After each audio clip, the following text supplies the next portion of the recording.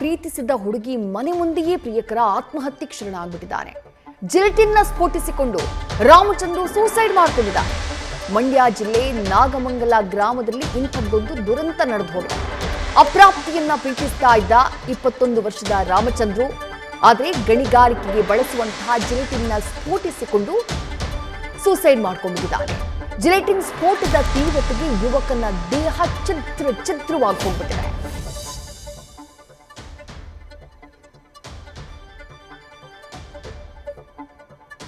ಮತ್ತಷ್ಟು ಡೀಟೇಲ್ಸ್ ನಮ್ಮ ಪ್ರತಿನಿಧಿ ನಂದೀಶ್ ನೀಡ್ತಾ ಹೋಗ್ತಾರೆ. ನಂದೀಶ್, ಪ್ರೀತಿ ಸಿಗಲಿಲ್ಲ ಅನ್ನುವಂತಹ ಕಾರಣಕ್ಕೋ ಯಾವ ಕಾರಣಕ್ಕೋ ಸೂಸೈಡ್ ಅಂತೂ ಮಾಡ್ಕೊಂಡಿದ್ದಾನೆ. ಬಟ್ ಅಷ್ಟು ಕ್ರೂರವಾಗಿ ತನ್ನನ್ನ ತಾನು ಸಾಯಿಸಿಕೊಳ್ಳುವಂಥದ್ದು ರಾಮಚಂದ್ರುಗೆ ಏನಾಗಿತ್ತು ಅಂತ ಹೇಳಿ?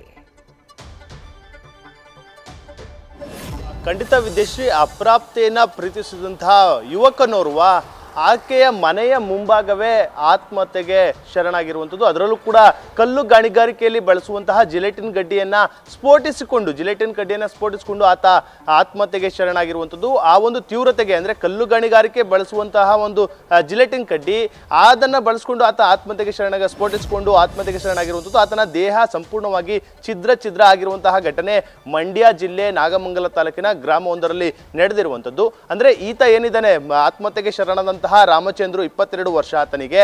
ಆತ ಕಳೆದ 1 ವರ್ಷದ ಹಿಂದೆ ಅಪ್ರಾಪ್ತೆಯನ್ನ ಪ್ರೀತಿ ಮಾಡ್ತಾ ಇದ್ದ. ಬಳಿಕ ಆಕೆಯೊಂದಿಗೆ ಊರನ್ನ ಬಿಟ್ಟು ಕೂಡ ಓಡೋಗಿದ್ದ. ಅದಾದ ಬಳಿಕ ಪೊಲೀಸರು ಅವರನ್ನ ಕರೆತಂದು ಆಕೆಯನ್ನ ಬಾಲಮಂದಿರಕ್ಕೆ ಇಡ್ತಾರೆ. ಮತ್ತೊಂದು ಕಡೆ ಈತನನ್ನ ಜೈಲಿಗೆ ಕಳಿಸುವಂತ ಕೆಲಸವನ್ನು ಕೂಡ ಮಾಡಿರ್ತಾರೆ.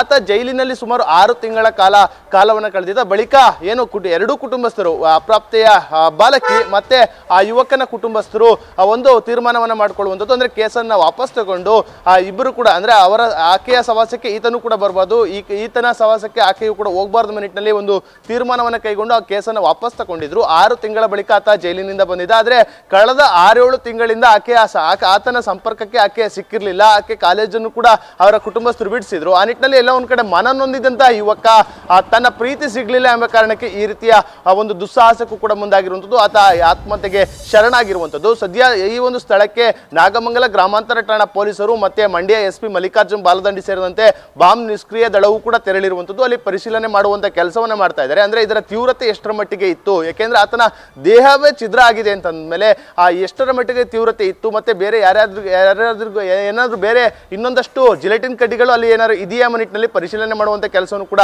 ಸದ್ಯ ಮಾಡ್ತಾ ಇರುವಂಥದ್ದು. ಸ್ಥಳಕ್ಕೆ ಇದನ್ನ ಪೊಲೀಸರು ಗಂಭೀರವಾಗಿ ಹೋಗಿ ಈ ಒಂದು ಪ್ರಕರಣ ಗಂಭೀರವಾಗಿ ಪರಿಗಣಿಸಿದ್ದು ಇದೀಗ ತನಿಖೆಯನ್ನ ಚುರುಕುಗೊಳಿಸಿರುವಂಥದ್ದು. ವಿದ್ಯಶ್ರೀ, ಥ್ಯಾಂಕ್ ಯು ನಂದೀಶ್ ತಮ್ಮೆಲ್ಲ ಡೀಟೇಲ್ಸ್ಗೆ.